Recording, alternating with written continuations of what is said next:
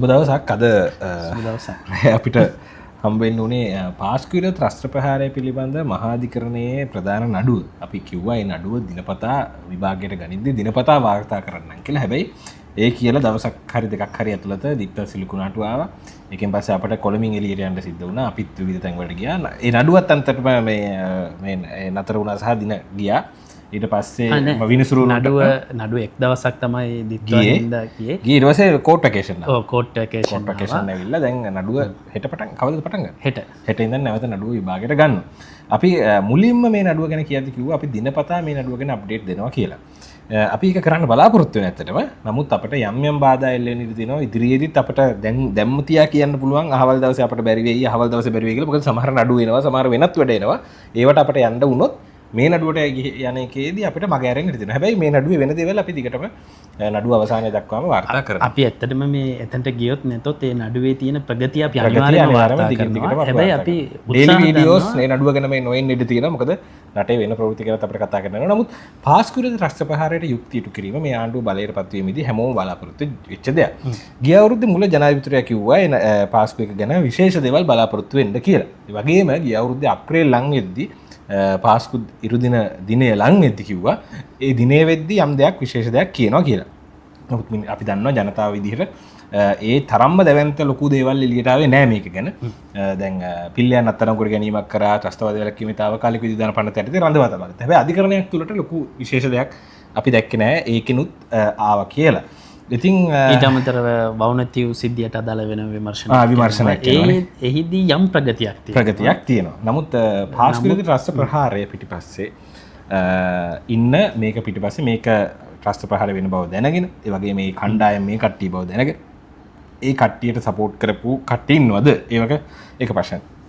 දෙවෙනි එක තමයි මේ ප්‍රහාරය එල්ල කිරීම සහ එල්ල කිරීමෙන් පස්සේ ඒකට සම්බන්ධ වුණ කණ්ඩායම මේ නඩුවේ තියෙන ඒ කණ්ඩායම මේ ප්‍රහාරය එල්ල කරපු කණ්ඩායම මේක ඊට බුද්ධ්‍යංශවත් මහමොලකරුවවත් එහෙමයි මේකේ සැකකරුවෝ විදිහට නම් කළා නෑ. මෙතන ඉන්න මේ සැකකරුවෝ චූදිතයෝ ප්‍රධානම චූදිතයෝ හැමෝම මේ ප්‍රහාරයේ සාරාන් කල්ලියත් එක්ක යම් සම්බන්ධයක් පවත්වන අතර දැනට ඉන්න කට්ටිය තමයි මේ නඩුවේ අපි මේ කතා කරන නඩුවේ ඉන්නේ. ඉතින් අපි දැනට වෙලා තියෙන දේවල් සහ ඉදිරියේදී බලාපොරොත්තු වෙන දේවල් කතා කරමු ෆසීර්. ඊට කලින් අපි මතක් කරනවා අපේ channel එකට ඔබට support කරන්න කියන ඉල්ලීම මේ වෙද්දී සැලකිය යුතු පිරිසක් අපට support කරලා තිනවා. මම ඒ අයගේ වීඩියෝ එක මැද්දේ ඒ සමහර දේවල් විස්තර කරන්නම් කවුද අපිට සපෝට් කරේ. දැන් මේ වෙද්දිත් අපිට සපෝට් කරපු සැලකිය යුතු පිරිසක් ඉන්නවා. අපි අයට ස්තුතිවන්ත වෙන්න ඕනේ. buy me coffee link එක description එකේ තියෙනවා. ඔබට පුළුවන් සටහන් එක මේ අවුරුද්දේ තව ඉදිරි මාසෙ දෙක ඇතුලේ අපි රීලොන්ච් කරනවා. යලි අලුත් මුහුණකින් ගේනවා. ඒකෙදි අපි බලාපොරොත්තු වෙනවා යුක්තිය සාධාරණ විශේෂයෙන්ම පීඩිත ජනතාව පොඩි ජනතාව නිදහස් සෞඛ්‍ය නිදහස් අධ්‍යාපනය නිදහස් මේ වගේ ප්‍රයෝජන ලබන සහ ඊටාම අමාරුවෙන් ජීවත් වෙන මූලික අයිතීන් ටික කරගන්න දඟලන මිනිස්සු වෙනුවෙන් තමයි අපි හැම වෙලේම රිපෝටින් කරන්නේ. ආණ්ඩුව රකින්නවත් ආණ්ඩු පෙරලන්නවත් දෙකම අපිට කිසිම අවශ්‍යතාවක් නැහැ. ඒ නිසා අපිත් එක්ක රැඳී ඉන්න. වැඩි විස්තර කියන්නම් අපි පාස්කු එක ගැන කතා කරමු. එතකොට අපි මේ පාස්කු නඩුව ගැන කතා කරද්දි මේ HC ටෙබ් 2972 ලෙර 21 කියන නඩුව නීතිපතිවරයා චෝදනා 22000 ගානකට ගොනු කරලා 22000 ගානක් තියෙනවා මේ චෝදනා මේ සම්බන්ධයෙන් අපි මුලින්ම වීඩියෝ එකක් කරලා තියෙනවා. ඒ හින්දා මම නැවත චෝදනාව මොකද්ද සැකකරුව මේ චෝදිතයන් කවුද කියන එකට එතනට යන්නේ. ඒකට කලින් වීඩියෝ බලන්න. නව්ෆර් මෝලවි ඇතුළු 25 දෙනෙක් නම් කරලා තියෙනවා. එහිදී 17 වෙනි චෝදිත මිය ගිහිල්ලා තියෙනවා. එතකොට දැනට ඉන්නේ චෝදිතයන් 24 දෙනෙක්. එතකොට මේක හෙට දිනේදී කෝට් වෙකේෂන් එකේ පස්සේ නැත්නම් නිවාඩුවෙන් පස්සේ හෙට නැවත මේ නඩුව දිනපතා විභාග කිරීම ආරම්භ වෙනවා. එතකොට හෙට දිනේදී මෙම නඩුව විභාගයට ගන්නේ 125 වෙනි දිනට. හරිද? මේ නඩුව පවරලා මේ දක්වා නඩුවාර 124ක් ගෙවී ගිහිල්ලා තියෙනවා. හෙට මේ නඩුව ගන්න 125 වෙනි දිනට තමයි විභාගයට ගන්නේ. හෙට දිනේදී බොහෝ දුරට බලාපොරොත්තු වෙනවා මීට කලින් නියෝග කරලා තියෙනවා. ඒ හින්දා හෙට දිනේදී වෙන දේ තමා 15 වෙනි චූදිත සයිනුල් ආබ්දීන් කියන චූදිතගේ පාපොච්චාරණය එහෙමත් නැත්නම් මාවනෙල්ල මහේශ්‍රාත්තුමාට ලබා දීපු අපරාධ නඩු විධාන සංග්‍රහය 127 වෙනි වගන්ති යටතේ ලබා දීපු ප්‍රකාශය සම්බන්ධයෙන් වයිඩා එන්ක්වයරි එක නැත්නම් සත්‍යතා පරීක්ෂාවේ වැඩිදුර පරීක්ෂණ තමයි හෙට දිනේදී සිදුවීමට නියමිත වෙලා තියෙන්නේ. හෙට දිනේදී ඇත්තටම චූදිත සෛනුල් ආබ්දීන් කියන චූදිතගේ සාක්ෂිය ලබා ගැනීමට නියමිතයි. මීට කලින් අන්තිම දවසේදීත් ඔහු සාක්ෂි ලබා දීමක් සිදු කරලා තියෙනවා පොඩි ප්‍රමාණයක්. ඒ සාක්ෂියේදී මොනවද කිව්වේ කියලාත් මම වීඩියෝ මැදදී කියන්න. එතකොට මේ නඩුව විභාගවමින් පවතින්නේ මහාධිකරණ විනිසුරු නවරත්න මාරසිංහ මහතාගෙන් ප්‍රධානත්වයෙන් යුත් ත්‍රිපුද්ගල මහාධිකරණ විනිසුරු මණ්ඩලයේ නවරත්න මාරසිංහ මහතාට අමතරව පුත්තලම මහාධිකරණ විනිසුරු සුජීව නිසංග මහත්මයා සහ ගම්පහ මහාධිකරණ විනිසුරු රාමනාදන් කන්නන් යන විනිසුරුතුමල්ලා මේ ඉදිරියේදී තමයි මේ නඩුව විභාගවමින් පවතින්නේ. එතකොට මේ වෙද්දී විශේෂ කාරණයක් තමයි මේ නඩුව සාක්ෂි විභාගයේ ආරම්භ වුණාට පස්සේ මේ මොකක්ද පාපොච්චාරණවල එහෙමත් නැත්නම් මේ අපරාධ උච්චාරණවල 4ක් මේ වෙද්දී අභියෝගයට ලක් කරලා තිනවා. ඒ කියන්නේ සාක්ෂි වශයෙන් සටහන් කරගන්න මේ මොකක්ද සාක්ෂි වශයෙන් ඒක ඉදිරිපත් කරද්දී ඒක අභියෝගයට ලක් කරලා තියෙනවා. මේවා PTA වද මහේස්ත්‍රාත් ඉදිරියේද දෙකම තියෙනවා. එතකොට මේකින් මං එකින් එක කියන මුලින්ම 11 වෙනි චූදිත කාලිත් සමීර් යන චූදිතගේ පාපොච්චාරණ දෙකක් අභියෝගයට ලක් වුණා. එහෙමත් නැත්නම් සත්‍යතා පරීක්ෂාවට ලක් වුණා. එකක් ත්‍රස්තවාදයේ වැළැක්වීමේ පනත යටතේ සහකාර පොලිස් අධිකාරීවරයෙකුට ලබා දීපු ප්‍රකාශයක්. තවත් එකක් අපරාධ නඩු විධාන සංග්‍රහය 127 වෙනි වගන්ති යටතේ ගල්කිස්ස මහේස්ත්‍රාත්වරයා වෙත ලබා දීපු ප්‍රකාශයක්. මේ දෙකම මුලින්ම අභියෝගයට ලක් කළා. ඒ කියන්නේ වයිඩා එන්ක්වයරි එකට ගියා. ඒ වයිඩා එන්ක්වයරි එකේ විනිසුරු මඩුල්ල තීන්දුව කළා මේ දෙකම සහකාර පොලිස් අධිකාරිවරයාට දීපු සහ මහේස්ත්‍රාත්තුමාට දීපු දෙකම ස්වේච්ඡාවෙන් ලබා දීලා තියෙනවා. ඒ මේ ප්‍රකාශ දෙකට සාක්ෂි වටිනාකමක් තියෙනවා. සාක්ෂි ආඥා පනත යටතේ අනුකූලයි මේක සාක්ෂි ආඥා පනතට අනුකූලයි කියලා තීන්දුව කළා.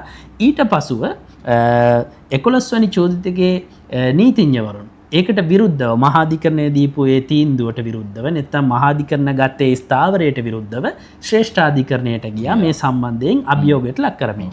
එහිදී සෑහෙන කාලයක් මං හිතනවා අවුරුද්දකට ආසන්න කාලයක් ගියා මේ නඩුව මේ කල් යන්න ඒක හේතුවක් වුණා. හේතුවක් කියන්නේ මේ විදිහට ශ්‍රේෂ්ඨාධිකරණයේ අපීල් එකක් තියද්දී දිගටම නඩුව කොහොමද අරගෙන යන්නේ කියන ගැටලුව මතුවුණා. එහිදී ශ්‍රේෂ්ඨාධිකරණය අපීල් එක සලකා බලද්දී එතන යම් එකඟතාවයක් මතුවුණා. එහෙමත් නැත්නම් 11 වෙනි චෝදිතේ මේ අපීල් එක මේ විත්ඩ්‍රෝ කරගත්ත එක්තරා අවස්ථාවක. ඒකට හේතු වුණේ ශ්‍රේෂ්ඨාධිකරණය තීන්දුව කළා වයිඩා එන්ක්වයරි එක නැත්නම් සත්‍යතා පරීක්ෂණයක මහාධිකරණයක් ලබා දෙන නියෝගය. ඒ නියෝගය තාපකාලික අපි කියනවා ඉන්ට්‍රිම් ඕඩර් කියලා. ඒ වගේ එකක් තමයි මේ මොකක්ද මහාධිකරණයේ ඒ සත්‍යතා පරීක්ෂාවේදී ලබා දෙන නියෝග. එතකොට ඒකට විරුද්ධව ශ්‍රේෂ්ඨාධිකරණයට අපීල් කරන්න බෑ. ඕගොල්ලන්ට පුළුවන් යම් කිසි දවසක මේ නඩුව ඉවර වෙනවා. එතකොට ඒ නඩුවේ තීන්දුව සමහර විට පිළිගන්න පුළුවන්. ඒක ප්‍රතික්ෂේප කරන්න පුළුවන් චූදිත. ඒ බාර ගන්න පුළුවන්. නැත්නම් ඒකට විරුද්ධව අපීල් එකට යන්න පුළුවන්.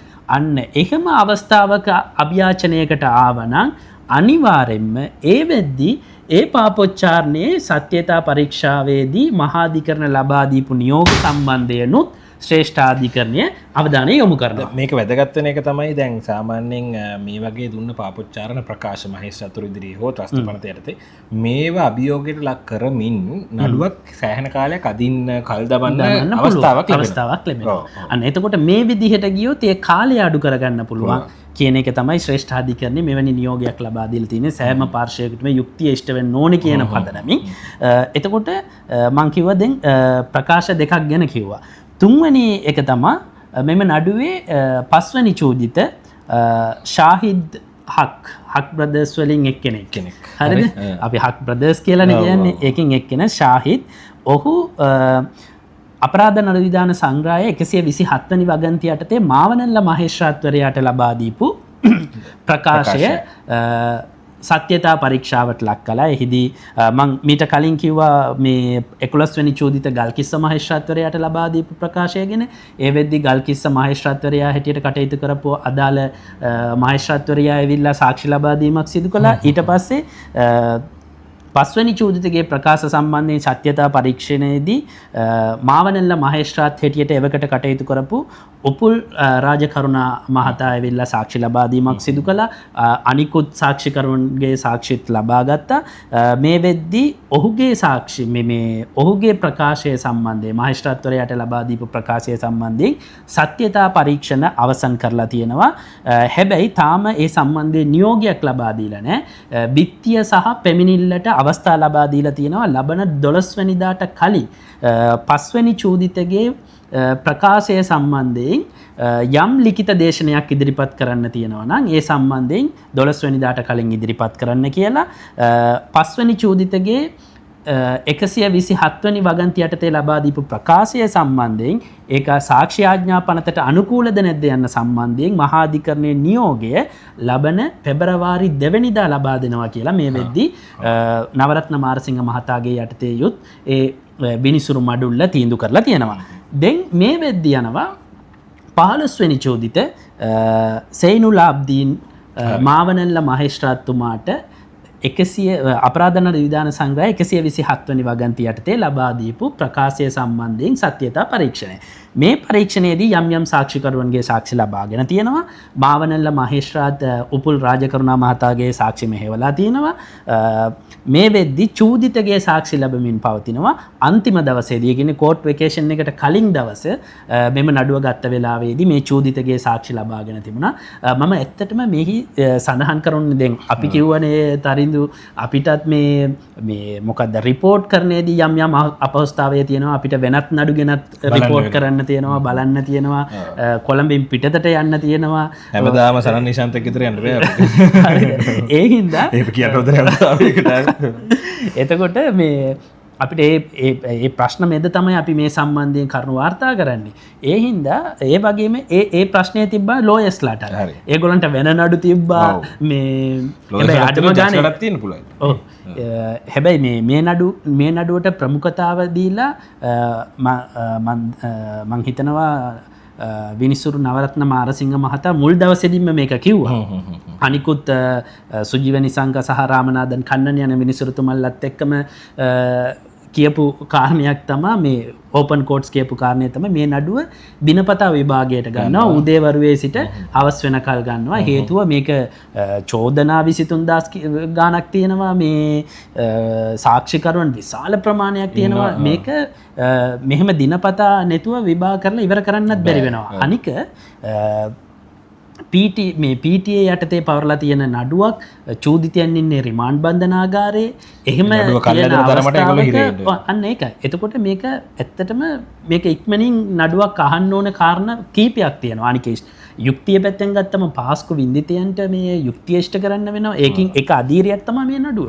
එතකොට මේ එහෙම තිබියද්දී මේක සිද්ධ වෙනවා හැමදාම වගේ මේක විභාග කරන්න. එතකොට ඇත්තටම මේ ලෝයස්ලා මේ විශේෂයෙන්ම චූදිතයන් වෙනුවෙන් පෙනී ඉන්න ඩිෆෙන්ස් කවුන්සල්ලාට මාර ප්‍රශ්නයක් වුණා. මේක දවස් 5ම මෙතන හිටියානම් කොහොමද අනිත් නඩු කරන්නේ කියලා ඒක ප්‍රශ්නයක් වුණා. එතනදී කීප දෙනෙක් ඉන්නවා රජයෙන් පත් කරපු නීතිඥවරුන්. තවත් අය ඉන්නවා අපොයින්ට් කරපු අය. කවුරු වුණත් සිද්ධ වෙනවා මේ නඩුව ඉවර වෙනකල් එතන ඉන්න. තමන්ට සල්ලි සමහරට මුදල් ආදායමක් උපයන වෙන නඩුව අතහරින්නත් සිද්ධ වෙනවා. අතහරින්නත් සිද්ධ වෙනවා. හැබැයි අපිට වඩා වෙනත් තත්ත්වයක් තියෙන්නේ ලෝයස්ලාට. හේතුව ඒගොල්ලන්ට ජූනියර්ස්ලාත් ඉන්නවා, මේ කණ්ඩායමක් ඉන්නවා. දැන් අපිට එහෙම නෑනේ. අපි මේ යන්නේ හැමදාම. හරිද? එහෙම ප්‍රශ්නයක් නෑ අපිට තියෙන්නේ. කෙසේ වෙතත් පසුව මං හිතන්නේ විනිසුරු මඩුල්ල සමග එම ඩිෆන්ස් කවුන්සිල්ලා ගිහිල්ලා සාකච්ඡා කරලා තියෙන එක්තරා අවස්ථාවක මෝෂන් පත්‍රයක් ඉදිරිපත් කරලා තිබුණා මේ සම්බන්ධයෙන් කරුණු දක්වන්න.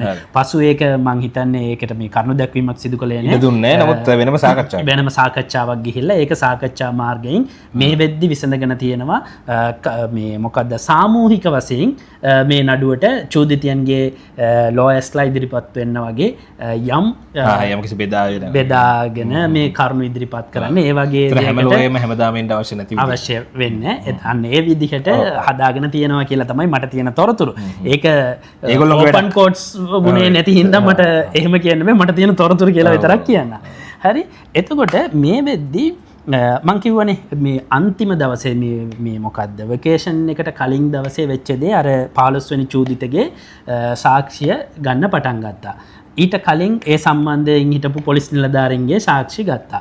එහිදී ඇත්තටම මේ මම මේකෙන් කියන්න හදන්නේ මේ සාක්ෂිවල තියෙන මේක හරිද වැරදිද මේක බොරු සාක්ෂියක්ද නැත්නම් ඇත්තටම කියපු දෙයක්ද කියන එකට වඩා උසාවියේ මේ විනිසුරුතුමන්ලා මේ නඩුව ඉක්මනින් අවසන් කරන්න මේ කරන මේ ක්‍රියාවලිය සම්බන්ධයෙන් ඇත්තට මේක වෙන්න ඕනේ. අනිත් නඩුවලටත් සාපේක්ෂව මේක වෙන්න ඕනේ. ඇත්තටම එක්තරා අවස්ථාවක පොලිස් නිලධාරියෙක් සාක්ෂි දෙනවා මේ 15 වෙනි චූදිත වෙනුවෙන් නෙමෙයි චූදිතයාව මාවනල්ල මහේෂාත් අධිකරණයට ඉදිරිපත් කරලා 127 එක එහෙමත් නැත්නම් මේ අපරාධ නිර්ධාරණ සංග්‍රහය 127 වෙනි වගන්තිය යටතේ ප්‍රකාශයක් ලියාගන්න කලින් වෙච්ච ක්‍රියාදාමය සම්බන්ධයෙන් මම හිතන්නේ විජේරත්නද කොයිද මට මතක විදිහට ඒ නම පොලිස් නිලධාරියාගේ ඔහු සාක්ෂි ලබා දෙමින් කියනවා කවදාවත් මේ චෝදිතයන්ට ෆෝන් ලබා දීලා නැහැ එහෙම කතා කරන්න දෙන්නේ එහෙමයි කියලා.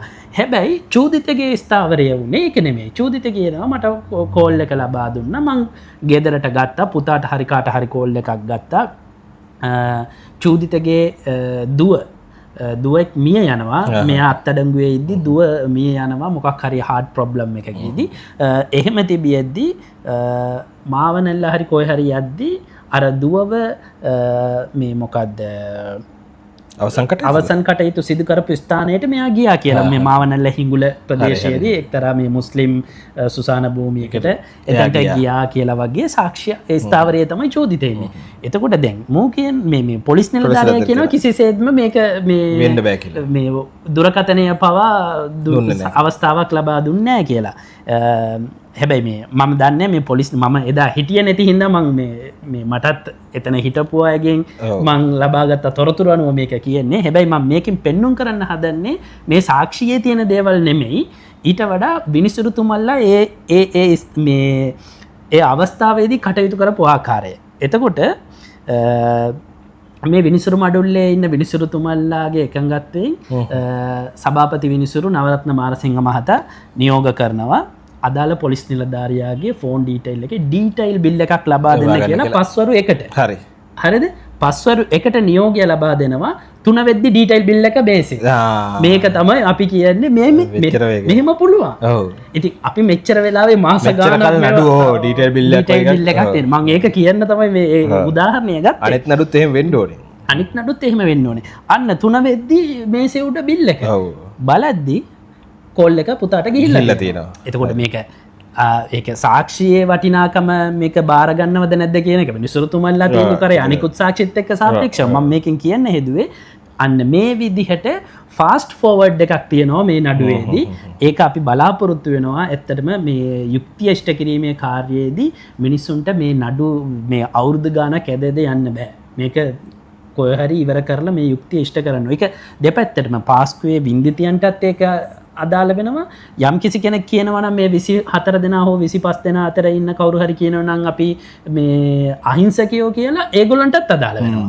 මම කියන්නේ දෙපළටම අදාළ වෙන මේ යුක්තිය කියන කාරණය කාටත් සාධාරණය මේකින් ඉෂ්ට වෙන්න ඕනේ. මේ වෙද්දි තියෙන මේ මොකක්ද තත්ත්වය තමයි මේ පාස්කු ප්‍රහාරය සම්බන්ධයෙන් මේ නඩුව දැන් දවස් 124ක් ඇඳවලා තියෙනවා. මේ වෙද්දි කලින් මේක විභාගයට ගත්තේ මං ෂෝට් කියන්න. විභාගයට ගත්තේ කොළඹ මහාධිකරණ පරිශ්‍රයේදී අංක 1 ශාලාවේදී තමයි විභාගයට ගත්තේ. පසුව මේ වෙද්දි මේ ආණ්ඩුව පත් වුණාට පස්සේ මේ ආණ්ඩුවේ පොරොන්දුවක් මේ නඩු ටික ඉක්මන් කරන එකත් එක පොරොන්දුවක්නේ. එතකොට හිටපු අමාත්‍ය සනත් නිශාන්ත මහතා පාවිච්චි කරපු බෞද්ධාලෝක මාවතේ තියෙන නිවසේදී තමයි මේ වෙද්දි එතන දැන් කෝට් හවුස් එකක් තියෙනවා. කෝට් හවුස් එකක් තියෙනවා. ඒකින් තමයි ස්ථාපිත කරලා තියෙන්නේ පාස්කු සම්බන්ධයෙන් නඩු අහන මේ ත්‍රිපුද්ගල මහාධිකරණය. එතකොට එහිදී තමයි නඩු අහන්න පටන් ගන්න තියෙන්නේ. මුළු ඒ කියන්නේ කොළඹ මහාධිකරණ පරිශ්‍රයේදී සහ කොළඹ 7 මේ උසාවි පරිශ්‍රයේදී ඔක්කොම මේ වෙද්දී මේ පාස්කු ප්‍රහාරය සම්බන්ධයෙන් මෙම චූදිතන් 25 දෙනෙකුට විරුද්ධව පවරලා තියෙන නඩුව වාර 124ක් කැඳවලා තියෙනවා. හෙට දිනේදී 125 වෙනි දවසට කැඳවෙනවා. මේ වෙද්දී සාක්ෂි වශයෙන් කීප දෙනෙකුගේ සාක්ෂි සටහන් කරගෙන තියෙනවා. පැමිණිල්ල නීතිපතිවරයා වෙනුවෙන් අතිරේක සොලිසිටර් ජෙනරාල් හරිප්‍රියා ජයසුන්දර මහත්මියගේ යටතේ කණ්ඩායමක් ඉදිරිපත් වෙනවා මේ නඩුව මෙහෙවන්න. ඒගොල්ලන් මට මතක විදිහට මේ වගේ ප්‍රකාශ නැත්තම් පාපොච්චාරණ 127 වෙනි අපරාධ නිධාන සංග්‍රහය 127 වෙනි වගන්ති යටතේ සහ ත්‍රස්තවාදයේ වැළැක්වීමේ පනත යටතේ ලබා දීලා තියෙන ප්‍රකාශ පාපොච්චාරණ නැත්නම් අපරාධ උච්චාරණ මොකක් හරි වචනයක් තෝරගන්න මේ 10කට ආසන්න ප්‍රමාණයක් කියනවා කියලා මට මතක විදිහට ඒ ඔක්කොම සාක්ෂියක් වශයෙන් අධිකරණයට ඉදිරිපත් කරද්දී අනිවාර්යයෙන්ම චූදිත පාර්ශ්වයෙන් ඩිෆෙන්ස් කවුන්සිල්ලා ඒකට සත්‍යතා පරීක්ෂාවක් ඉල්ලයි. මේ වෙද්දී 3ක් සත්‍යතා පරීක්ෂණ 3ක් අවසන් 4 වෙනි සත්‍යතා පරීක්ෂණ අවසන් අධීරියේදී තියෙන්නේ. මම හිතනවා සමහර මේ ප්‍රකාශ අධිකරණයට ගේන්න නැතුවත් යන්න පුළුවන්. ඒ කියන්නේ සාක්ෂි ලයිස්තුවේ තිබුණාට ඔක්කොම ගේන්න ඕනේ කියලා නෑනේ. සමහර දේවල් ගේන්න නැතුව එන්න පුළුවන්. උදාහරණයක් වශයෙන් අපිට කියන්න පුළුවන් පුත්තලම ත්‍රිපුද්ගල මහාධිකරණ ඉදිරියේදී වනාත විල්ලු මේ කේස් එකට අදාළව ලැක්ටෝස්වත්ත කේස් එකට අදාළව ගෆූර් මම ලබා දීලා තියෙන ඒක එම මහාධිකරණය විසින් නැත්නම් ත්‍රිපුද්ගල මහාධිකරණය විසින් ප්‍රතික්ෂේප කරලා තියෙනවා සාක්ෂියක් වශයෙන් ඒකට වටිනාකමක් නැහැ කියලා. එතකොට සාමාන්‍ය ප්‍රැක්ටිස් එක තමයි එක මහාධිකරණයක් යම්කිසි ප්‍රකාශයක් ප්‍රතික්ෂේප කළාම ඒක සාක්ෂියක් වශයෙන් තවත් නඩුවකට පාවිච්චි කරන්න බෑ. එතකොට එවැනි ආකාරයට සමහර විට ඒ ප්‍රකාශ මේකට අඩංගු වෙලා තිබුණා නම් මේක පාවිච්චි නොකර ඉන්න පුළුවන්. එවැනි වටපිටාවක් තියෙන්නේ. කෙසේ වෙතත් මේ වෙද්දී මේ නඩුව යන ආකාරය දිහා බලද්දී මුලින්ම මම හිතන විදිහට අපිට පේන විදිහට මුලින්ම මේ ප්‍රකාශ ටික සාක්ෂියක් වශයෙන් අධිකරණයට ඉදිරිපත් කරලා ඒ සම්බන්ධයෙන් සත්‍යතා පරීක්ෂණ වලට ගිහිල්ලා ඒක තහවුරු කරගන්න සාක්ෂි ආඥා පනත යටතට අනුකූලයිද නැද්ද යන සම්බන්ධයෙන් තහවුරු කරගෙන ඊට පස්සේ evidence of chief එහෙමත් නැත්නම් මේකත් evidence of chief එකේ නැත්නම් ප්‍රධාන evidence එකේ කොටසක් තමයි ඉන් එහාට තවත් සාක්ෂිකරුවන් කෙඳවලා අනිකුත් සාක්ෂි මෙහෙවන්න බලාපොරොත්තු වෙනවාද කියන එක තමයි අපිට නිරීක්ෂණය වෙන්නේ. හේතුව දිගින් දිගටම මේ වයර්ඩ් එන්ක්වයරිස් තමයි මේ දවස්වල ගත්තේ. එතකොට මේක තමයි දැනට තියෙන තත්ත්වය. හරි. පාස්කු ප්‍රහාරය ගැන තව කරුණු කියන්න කලින් මම පොඩි අවසන් කරුණු කිහිපයක් කියන්න කලින් මම ස්තුතිවන්ත වෙනවා මේ විද්‍ය අපිට සැලකියුතු සපෝට් එකක් ලැබිලා තියෙනවා. එතනින් අද හවස ෆයිසල් මේ වෙද්දි $50කින් අපට සපෝට් කරලා තියෙනවා. පැරා මම කලින් කිව්වා $50ක්. නමුත් ඔහු දාලා තියෙන කමෙන්ට් එක I'm supporting as you seems to be an impartial journalist with progressive ideas and values. Keep up the good work. Stay impartial කියන එක අනිවාර්යයෙන්ම අපි පක්ෂපාතී නෑ මේ දේශපාලන පක්ෂවලට. ඒ කියන්නේ ප්‍රධාන දේශපාලන පක්ෂවලට. අපි පක්ෂපාතී ජනතාවට පක්ෂපාතී සාමාන්‍ය යුක්තිය පිළිබඳ අපි නිතර එලිපිට කියන හංගන දෙයක් නෙමෙයි එලිපිට කියන සියලු අදහස් වලට පක්ෂපාතී. උපාලි අනුරුද්ධ රත්නසේකර $50 නම කලින් කිව්වා TDS good luck කියලා දාලා තිනවා $25ක් ගී දාලා දෙනවා hi guys we trust you as unbiased information keep up the good work I have sent you messenger's message have you seen that මම Facebook Messenger නම් එව්වේ සාමාන්‍යයෙන් මට Facebook සහ WhatsApp බලන්නට සමහරවිට අමාරු වෙනවා මොකද විශාල වශයෙන් එක දිගට මේ මැසේජ් එනවා කෝල් එනවා හැම එකක්ම බලන්න බැරි වෙනවා ඒක සාමාන්‍යයෙන් දන්නවා මට කෝල් කරන්න try කරන හැටි සමහරවිට මම ආන්සර් කරන්නේ නැති බව එතකොට මේ ඒකට සමා වෙන්න නමුත් විශේෂම මැසේජ් එක නම් මම ආයෙ ගිහිල්ලා බලන්න කුමාර P දාලා තියෙනවා $100ක් එයා දාලා තියෙනවා you all are doing fantastic job keep it going කියලා thank you ඊට පස්සේ G කියන එක තලිනුත් $10ක් ආයෙ දාලා තියෙනවා membership එකක් කරන් තියෙනවා ඒ වගේම ප්‍රියන්ත සපෝට් කරලා තියෙනවා මම AIගේ නම් කලින් කිව්වා කලින් වීඩියෝ එකේ ඒ නිසා මම කමෙන්ට් කියවන්න ගත්තොත් නිලූෂා දාලා තියෙනවා your efforts truly matter in shaping your country a better place sending this small support කියලා $25ක සපෝට් එකක් එක්ක Rivi Vikramarachchi දාලා තියෙනවා thank you for keeping the security of news which is very rare sanctity of the news කියලා all the best and keep up the good work කියලා තියෙනවා ඇත්තටම අපි ප්‍රවෘත්ති අපිට හැම වෙලේම ප්‍රවෘත්ති කියන එක කියන්නේ අපිට ප්‍රවෘත්ති කියලා කියන්නේ සමාජය වෙනස් කරන්න තියෙන දෙයක් තොරතුරු කියන්නේ සමාජය වෙනස් කරන්න පාවිච්චි කළ හැකි දෙයක් අපි ඒක තමයි කරන්න බලාපොරොත්තු වෙන්නේ සියලු දෙනාටම ස්තුතියි අනිත් සපෝට් කරන කැමති අයට සපෝට් කරන්න කියලා මතක් කරනවා පාස්කු එක ගැන අවසානයේ කිව්වොත් එහෙම දැන් අපි කලිනුත් අවස්ථා දෙක තුනකදී කිව්වා දැන් මේ පාස්කු එකේ මේ නඩුවෙන් අපි බලාපොරොත්තු වෙනවා මේ ඉන්න කණ්ඩායමේ සියලු දෙනාට අධිකරණයේ අනිවාර්යයෙන්ම විය යුතු දෙයක් නේ යම්කිසි කණ්ඩායමක් අපරාධයකට දායක වුණා මේ අපරාධය අනුබල දීමනේ ඒකෙත් කන්ස්පරන්සි මොකක්ද ඒකට කියන්නේ සිංහල වචන මොකද්ද මේ කුමන්ත්‍රණය කිරීම එතකොට ඒකට අනිවාර්යයෙන්ම දඬුවම් කරන්න ඕනේ සැලසුම් කරපු කණ්ඩායම ඉදිරියට දඬුවම් කරන්න ඕනේ ඒක තමයි මේ නඩුවේ අරමුණ හැබැයි ඒ වගේම මේ ඉන්න සමහර අයම දන්න සමහර තොරතුරු තියෙන්න පුළුවන් මේ කණ්ඩායම දු සමහර අය දන්න සමහර තොරතුරු තියෙන්න පුළුවන් මේ කණ්ඩායම කරගෙන ගිය මේ අපරාධ ක්‍රියාවට දායක වුණ අය ඉන්නවද කියලා. නැත්නම් මේ කණ්ඩායම මෙහෙවපු අය ඉන්නවද කියලා. ඒතර ඒ කවුද මෙහෙවපු අය? දායක වුණ අය. සමහරට ඉහළින්ම ඉඳපු මේකට ඉහළින් ලීඩර්ෂිප් එකේ ඉඳපු අය.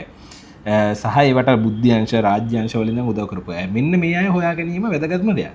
අර නැත්නම් ඒ අය නිදල්ලේ සිටීම ඊට වඩා භයානක දෙයක්. ඉතින් අපි දැනට තියෙන එක තමයි ඒ පිරිස ගැන ලොකු දෙයක් මේ ආපු අවුරුද්ද ඇතුලේ අපි මෙතෙක් නොදැන සිටි විශේෂ දෙයක් එළිදරවුනේත් නෑ. ඒ වගේම අපි දැන සිටි කරුණු වලට අදාළවත් හරියට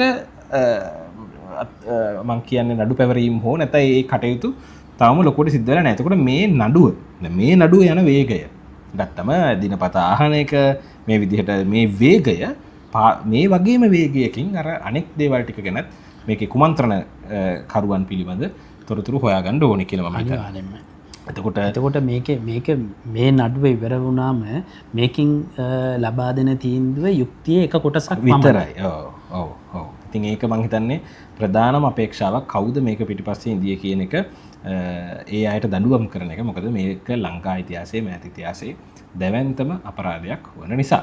ඉතින් අපි හෙට ඉඳන් නඩුවේ වැඩි විස්තර අනිවාර්යයෙන්ම අපි මේ වාර්තා කරනවා දිනපතා නැති වුණොත් මේ නඩුව සම්බන්ධයෙන් දිගින් දිගටම අපි වාර්තා කරනවා. අපි ගියත් නැතත් අපිට මේ වෙද්දිත් අපි මේ ලෝයස්ලා වගේ අපිත් සිස්ටම් එකක් හදනවා කවුරු හරි එතන කියලා අපි තොරතුරු ගන්න. සමහර විට කිසිම ජර්නලිස්ට් කෙනෙක් එතනට යන්නේ නැත්නම් ඉන් එහාට අපි නඩු වාර්තාව කොහොම හරි කියවලා එහෙම ගන්න හරි බලාපොරොත්තු වෙනවා. කෙසේ වෙතත් අපි අනිවාර්යයෙන්ම මේ නඩුව සම්බන්ධයෙන් ඔබතුමන්ලාව දැනුවත් කරනවාම. හරි. එහෙනම් අපි යනවා. එහෙනම් ජය වේවා. සුබ දවසක්.